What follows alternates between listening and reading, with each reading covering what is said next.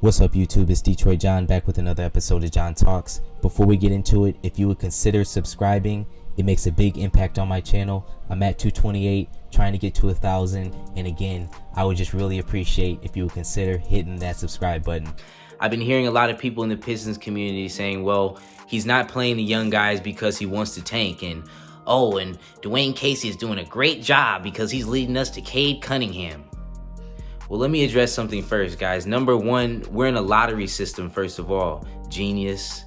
Meaning the number one pick is never guaranteed. This is not the NFL. Okay, the worst record does not necessarily get the top pick. We see that with the Knicks. We see that with the Lakers when when that happened to them and they missed out on the first pick, even though they got the second. Still, man, it doesn't always work out how, a cookie cutter, how you think it's gonna work. It's not always like that. The second thing I wanted to say, guys, if he's doing this now, if he's not developing this team now, number one, what do you think this team is gonna look like in a year after this? After playing like this, after the environment being on a team like this, we won't have a coherent team, an NBA team. We just won't. We're gonna have a lot of guys that are down, that are cold, that aren't in rhythm, and that won't be able to find the rhythm.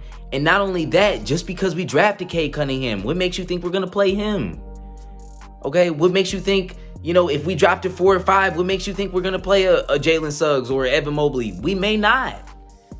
And guys, that's what happened with the Raptors. That's what happened in Toronto. That's what happened with Dwayne Casey. That's why they told him to leave. They didn't want him anymore because what he was doing with Pascal Siakam and what he was doing with Fred VanVleet and what he was doing with their young guys. They did not like it. That's why they told him to go. So I just want to say to all the people in the Pistons community who think there's some sophisticated philosophy behind this, think there's some strategy that Casey's using and why he's not playing the young guys, and we're ultimately going to see, and it's ultimately going to come to light when we get that first overall pick.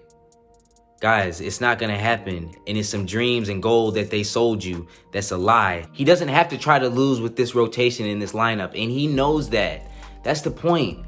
And that's what people are saying, not just me. People are saying, why are you losing and you're not developing your team?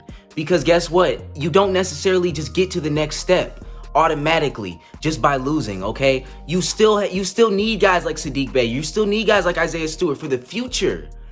Like I said, Wayne Ellington won't even be on this team next year. So I want to end on this. You might as well not even play Saddiq Bey. Do you know what it does to a player when they have to look over their shoulder at a guy like Wayne Ellington? What's the point of playing him for 3, 4, 5 minute stretches? You have kneecapped him. You have completely killed his confidence. He is now worried about Josh Jackson, who's cold as ice. I think, like I said, he's a good player, but he's not playing well right now, and there's no reason why he should be playing over Saddiq Bey. Because if Saddiq Bey was missing those shots, he'd be on the bench, guys. He was on the bench for missing way less, and he was doing way better than Josh Jackson. He was scoring in double figures consistently. Josh is throwing up shots from every direction, and yes, he scored 12 tonight, but he had to put up all those shots. He had to miss a lot of shots, and he doesn't pass the ball, so he's really inefficient. He does not get assists. And guys, look at what they did to Sekou. He's supposed to be developing, right? That was Coach Casey's guy. He sent him down to the D-League. He didn't give him no minutes. For the last 2 years, he's been abusing this man.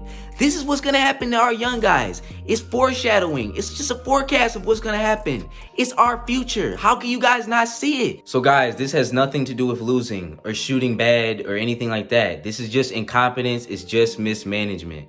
You're playing Blake Griffin in a role that, he's not that guy anymore. And you're putting too much on Jeremy Grant. Jeremy Grant is a phenomenal player, but you're putting way too much on him in the clutch. Give the ball to Derrick Rose. Let him, try to finish it off. Try to switch some things up. Run some plays. That could work. Run more DeLon Wright. Pick and roll with Isaiah Stewart. Try that. Try to do some things so that we know you're at least trying to develop our team. Right now, we are demoralized, guys. We are demoralized. Guys like Griffin don't matter. Guys like Ellington don't matter. Ellington, Cannon, light it out. Griffin, Cannon, light it out. Plumlee, Cannon, light it out. All of them. None of them matter.